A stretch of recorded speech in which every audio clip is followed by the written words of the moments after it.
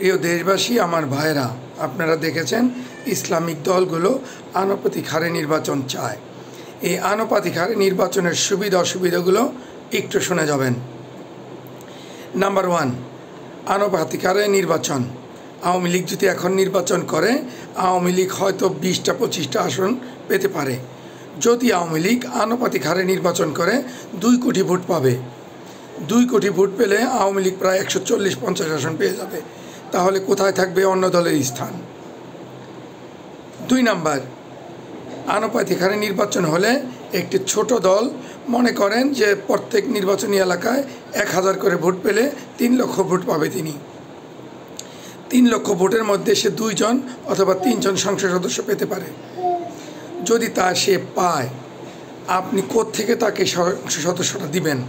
মনে করেন আওয়ামী লীগ, বিএনপি বা অন্যান্য দল কোনো আসন থেকে কম পেলে 50-70 হাজার ভোট পাবে। সেখানে 1000 ভোট পাওয়া একজন ব্যক্তি থেকে কি এমপি হিসাবে কেউ মেনে নিবে? সে এলাকার কাজকর্ম করতে পারবে? তাকে ওই এলাকায় অবাঞ্ছিত ঘোষণা করবে না? 3 নাম্বার, আপনি একটা এলাকায় থেকে একজন প্রার্থী দিলেন। আপনি আনুপাতিক হারে নির্বাচনে পাশ করার পরে একজন লোকের ঘোষণা দিলেন ঢাকা 18 আসন। এই 18 আসনে দেখা গেল কাকতালীয়ভাবে বিএনপিও ঘোষণা দিল তার একজন এমপি। এখানে আওয়ামী লীগও একজন দিল। তাহলে এখানে 3 জন হয়ে গেল না? এই ঝামেলা আপনি কী দিয়ে মিটাবেন? 4 নাম্বার, আপনারা বলতে চান টাকার খেলা বন্ধ হবে। কিভাবে বন্ধ হবে? আনুপাতিক হারে নির্বাচন হলো, আওয়ামী লীগ বিএনপি 2 কোটি করে ভোট পেল, অন্য অন্য দল 20 লাখ বা 10 লাখ ভোট পেল। পাওয়ার পরে সে যাকে ইচ্ছে তাকে এমপি বানাবে টাকার বিনিময়ে।